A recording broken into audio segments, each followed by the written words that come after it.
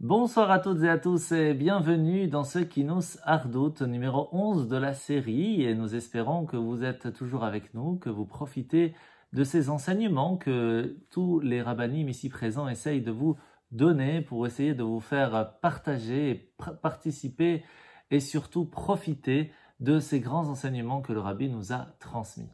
Alors vous devez savoir une chose très importante, c'est que nous sommes à quelques jours de Tisha B'Av, le 9 Av, ce jour si triste où tout le peuple juif pleure, s'assoit par terre, est en deuil sur la destruction de Jérusalem et plus spécifiquement sur la destruction du temple.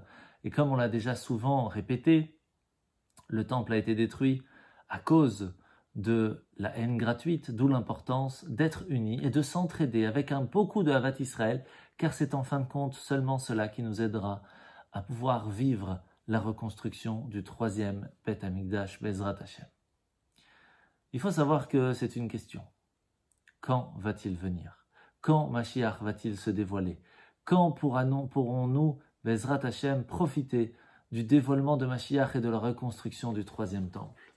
La question a été posée à Mashiach lui-même, par le Baal Shem Tov. Et sa réponse a été claire.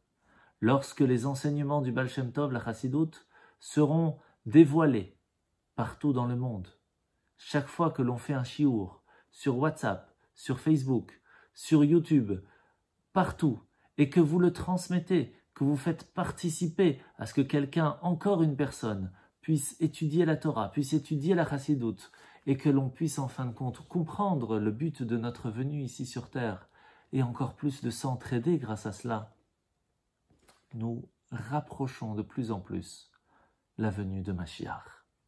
Et c'est pour cela que nous avons plusieurs fois dans les générations essayé de savoir comment va-t-il arriver. Plusieurs histoires sont marquées dans le Talmud où Rabbi Yehoshua ben Levi va le reconnaître à la porte de Rome alors qu'il était en train de changer ses pansements, alors qu'il était lépreux parce qu'il prenait sur lui les fautes du peuple juif. Et lorsqu'il lui posa la question « Quand viendras-tu, maître ?» il lui répondit « Aujourd'hui ». Et en fin de compte, ce n'était pas le bon jour. Alors le lendemain, il vient lui poser la question. Tu m'as dit aujourd'hui. Aujourd'hui, si vous suivez mes lois. Il ne faut pas grand-chose. Il suffit que chacun d'entre nous prenne sur lui une bonne résolution. De s'entraider, de faire quelque chose de bien, de faire une mitzvah de plus. C'est ce qui nous permettra en fin de compte d'avoir la chance de voir la reconstruction du Beth Amikdash. Et comme vous le savez, depuis la création du monde, 6 jours pour la création du monde, plus le Shabbat, le 7e jour. De l'an 0 à l'an 1000, c'est la première génération, le premier jour de la création. Le 6e, c'est de l'an 5000 à l'an 6000. C'est là que Adam va être créé, c'est là que l'on voit que la science, les connaissances, tout va s'ouvrir d'une façon extraordinaire. C'est vraiment ce qui se passe dans notre génération.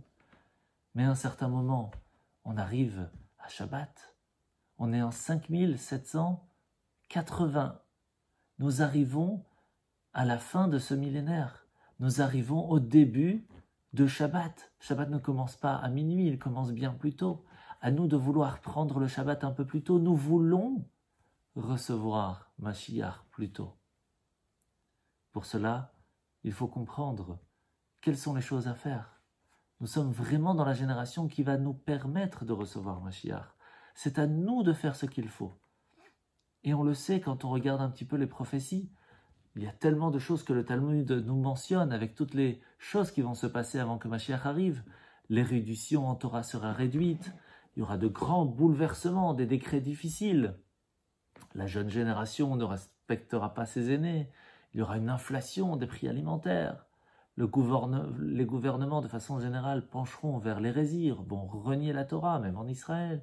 Les gens vont se désespérer même de recevoir Mashiach et d'autres choses. Mais en fin de compte, tout cela, c'est l'obscurité qui vient et qui se rend compte que le soleil arrive. À quel moment la nuitée est la plus grande? Pas à 1h du matin ou minuit. C'est juste avant que le soleil commence à se lever. C'est là qu'elle met toutes ses forces pour essayer de rester. Mais en fin de compte, le soleil arrive. Sachez, messieurs, dames, que nous sommes dans un moment très noir, avec de grandes difficultés. pas seulement matériel, pas seulement moral, pas seulement spirituel, mais même dans la santé. Les gens ne savent pas que va être le futur, ne savent plus qui suivre, ni même qui écouter. Nous sommes dans une noirceur aujourd'hui très grave. Sachez que nous sommes au moment où le soleil va se lever. Et il ne faut pas grand-chose pour cela. Prenons sur nous de faire un petit lechaïm, de mettre un petit peu de vie dans notre vie, un petit peu de joie dans notre vie, un petit peu de spiritualité dans notre vie, de ne pas la garder que pour soi-même, mais de la partager. Et grâce à tout cela, on est sûr et certain que bientôt arrivera le dévoilement de Mashiach Tzidkenu.